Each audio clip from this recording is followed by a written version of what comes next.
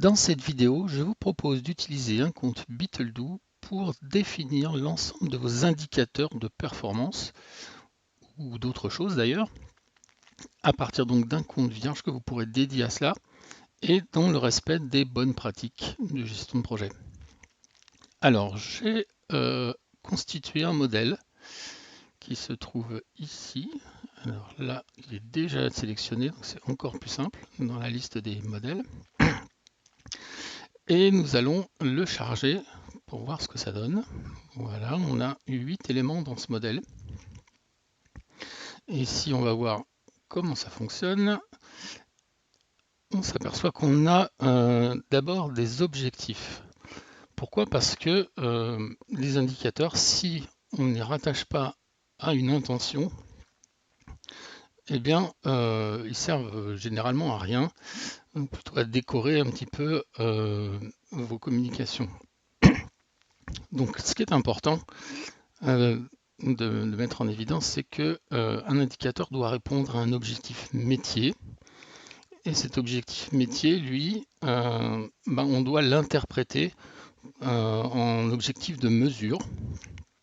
Alors, qu'est-ce que ça veut dire? Ça veut dire que si je prends l'exemple d'un besoin métier de réduire, par exemple, de 10% les défauts sur les produits livrés à un client, ça c'est mon objectif métier. On va pouvoir le décliner en un ou plusieurs objectifs de mesure. Et notamment, ce sera par exemple d'évaluer l'efficacité de la détection des défauts ou bien de déterminer le coût de la correction des défauts. Ça, c'est deux objectifs de mesure qu'on peut déduire de cet objectif métier. À partir de là, on va pouvoir identifier quels sont nos indicateurs et les mesures qui vont permettre de la composer. Donc si je regarde l'ensemble de mes éléments liés qui font partie du modèle, on a notre objectif métier, notre objectif de mesure, il peut y en avoir plusieurs bien sûr.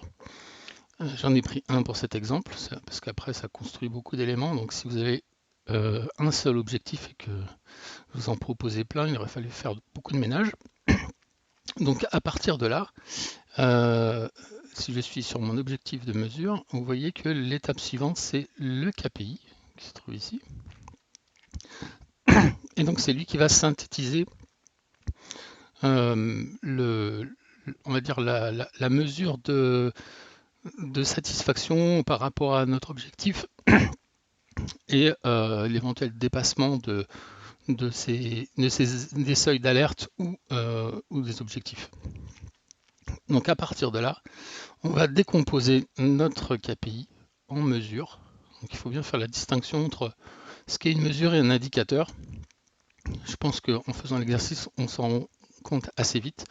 On a besoin de quelque chose de synthétique pour prendre des décisions, l'indicateur KPI.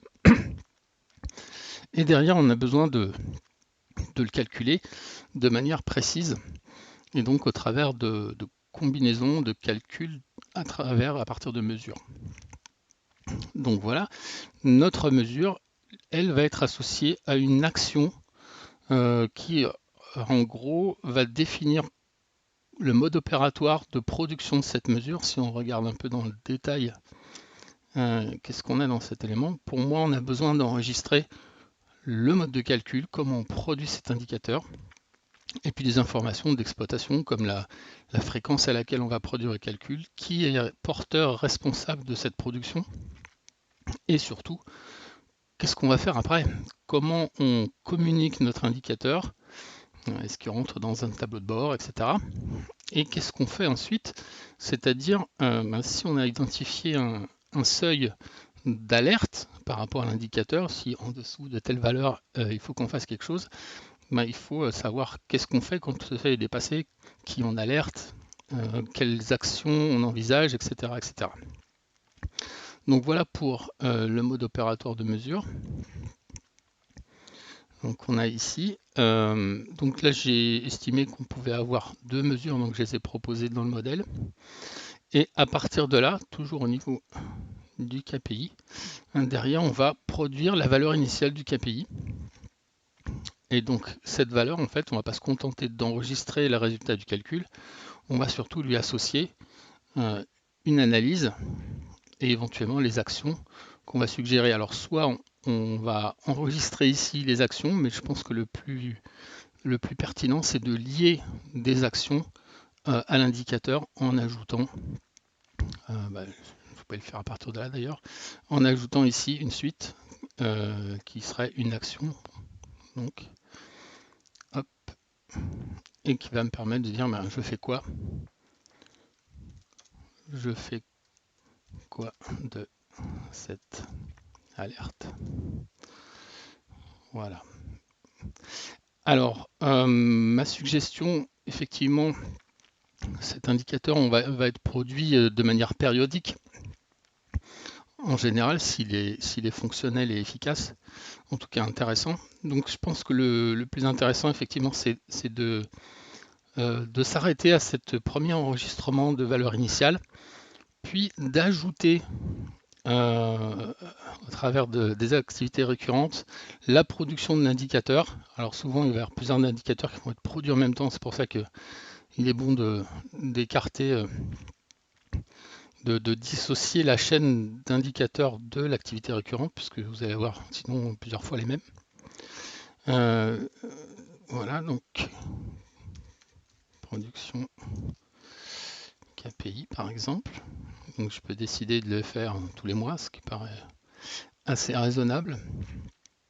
Et à partir de là, quand je vais produire mes indicateurs, je vais pouvoir ajouter la valeur historique de mon indicateur. Voilà, il peut y en avoir plusieurs. Donc je mets par exemple le KPI 1. Et puis si je l'ai fait aujourd'hui, je le produis ici. D'accord. Et à partir de là, je vais pouvoir ici peut-être enregistrer mon analyse. OK. Et je peux aussi du coup associer à mon KPI ici ou pas ou ailleurs mon action quoi.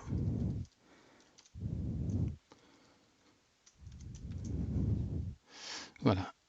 Donc pour la mise en place et l'utilisation, la production des KPI et surtout ce qu'on fait après avec. Merci de votre attention, j'espère que ce modèle sera utile pour vous.